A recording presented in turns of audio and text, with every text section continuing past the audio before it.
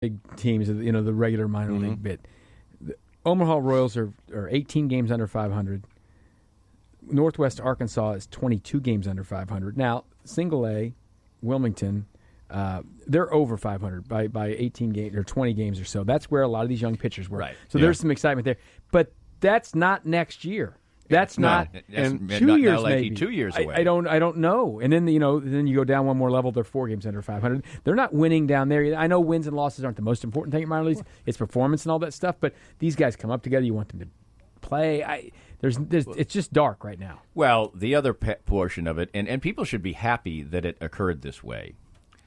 The couple of years where the Royals won the pennant, the baseball was completely different. The baseball itself was completely different, but the way the game was played was different. Home runs were down after a really boffo period of home run hitting in the early 2000 teens.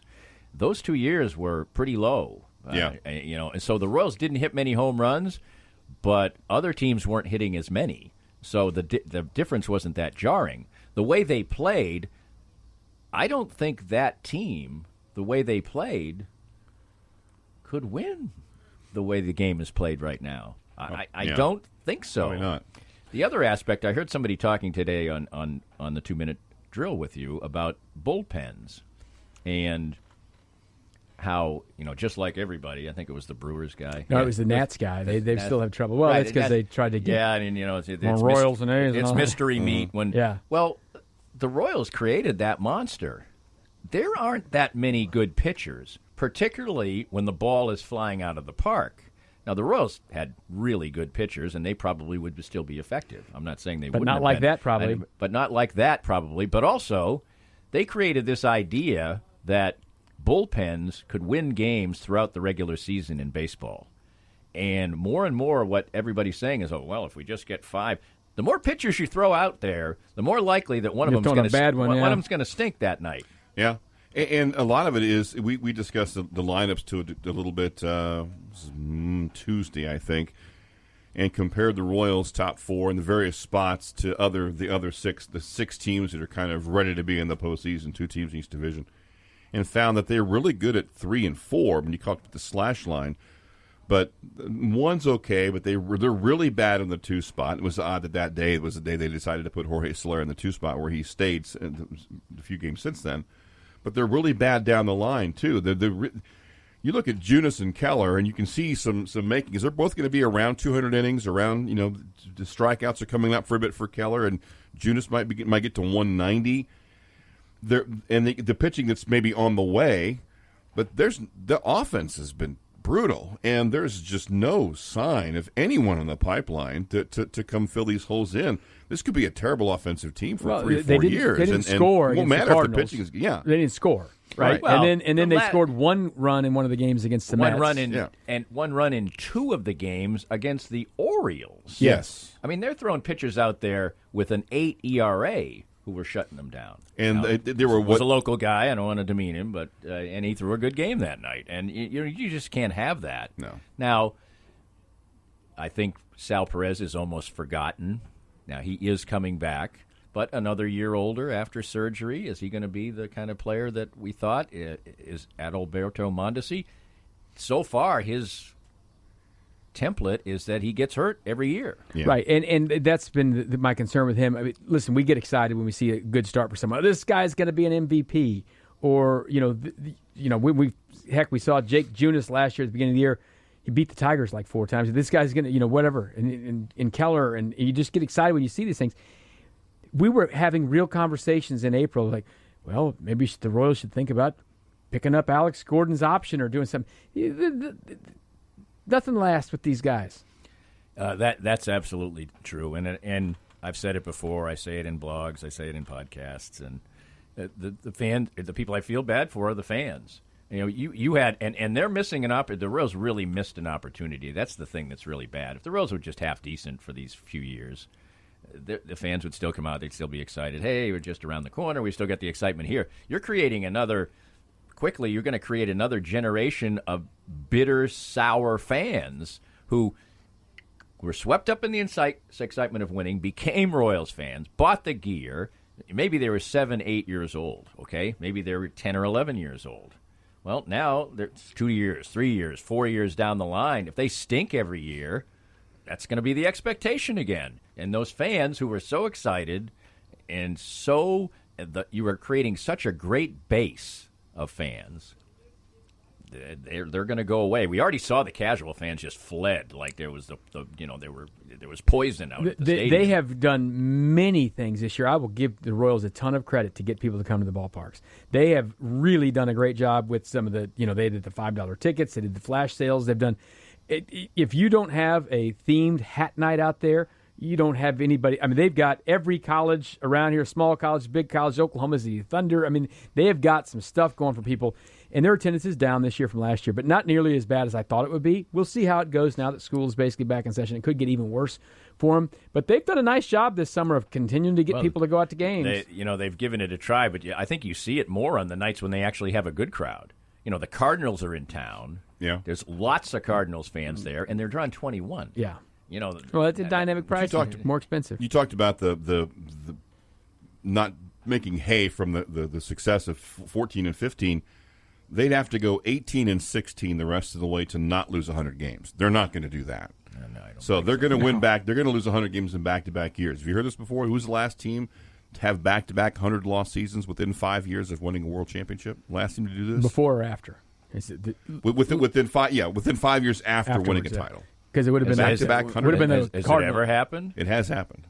Probably the Philadelphia A's. How about the 1915 and 16 Philadelphia A's? It's just been more than 100 years. Danny would know that. Connie Since Mack the team he was like the Florida Marlins of his day. Just go do it. The Philadelphia Athletics were the greatest minor league team for a long time. It's called the reverse tank. And to some degree, that was by design. At least they were this wasn't before they became a major league team. For instance, Lefty Grove, minor league guys were so valuable enough that he didn't debut in the major leagues to 24 years old because Philadelphia wouldn't give him up, and they weren't a major league team. And Connie Mack was relentlessly cheap, but he did that a couple times. He did it with his early teens teams, and he did it with some of the greatest teams of all time, the 29, 30, 31 A's. The good news is you can't set that record without winning the World Series, which the Royals did. Think about that happy thought, and we're going to talk preseason football next week. Do that. Danny. More of Danny's Reasonably Irreverent podcast after this. We're here with Joe Spiker, the president of Easton Roofing. And Joe, you worked for other companies in the construction industry. What inspired you to start your own company in Easton Roofing? Well, Danny, when you are working for somebody else, you oftentimes don't get to see the project through from beginning to end, and you don't get the final control over the customer experience. And I wanted to build a place where people can come and get work done on their house and not have to worry about being treated the wrong way and get a good customer service experience start to finish. The company slogan is Where Integrity Matters. Why is that so particularly important to you? Well, for us, what that means is treating each other with respect at work, treating our clients with respect, and making the right choice, especially when no one's looking. So when you're presented all the time as a contractor with choices that have to be made, are you going to make more money on this if you cut a corner? And we just wanted to make a place and a slogan that said to our people and to whoever is our customer, we're not going to do that. We're going to make the right choice regardless of profit. Easton Roofing, where integrity matters.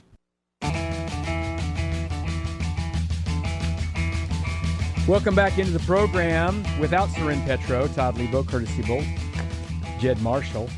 Danny Clinkscale is being unleashed right now. Danny, my segment is sponsored by Easton Roofing. Bring it, baby. So Joe Spiker and his group of people with so much integrity, so much skill, make sure you go to eastonroofing.com for all of your roofing needs, and make sure that you don't get succumb to door knockers and don't sign bad contracts, and you'll never get that with Easton Roofing.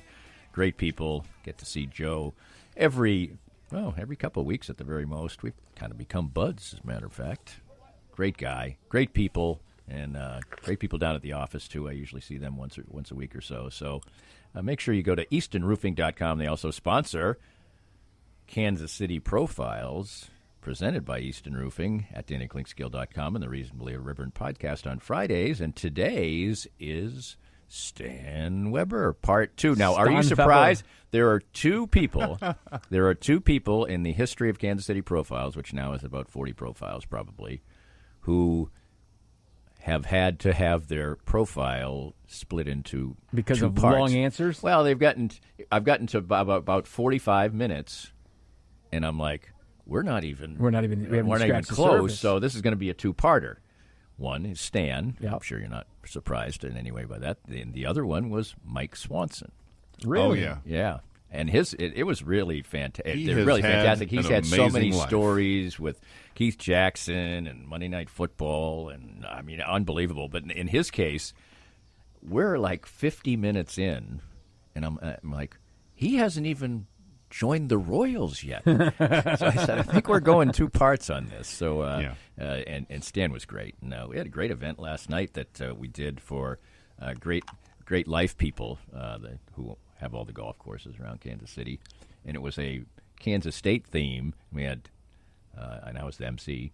We had John McGraw, Steve Grogan, Stan, and Kevin Lockett. Oh, nice. Oh, and they were great. I mean, they were open and had a lot to say, and it was really fun. I rue the fact that I just didn't decide to Facebook Live it. It was amazing. I do want to, since you're talking about Stan, I want to take a minute. He was in here on the Border Patrol this morning, and we lost a good friend to the station this past week, Marty Reagan, who was part of our Turkey Bowl dominance, three-peat back-to-back for Between the Lines back in the day. He passed away from ALS this past week.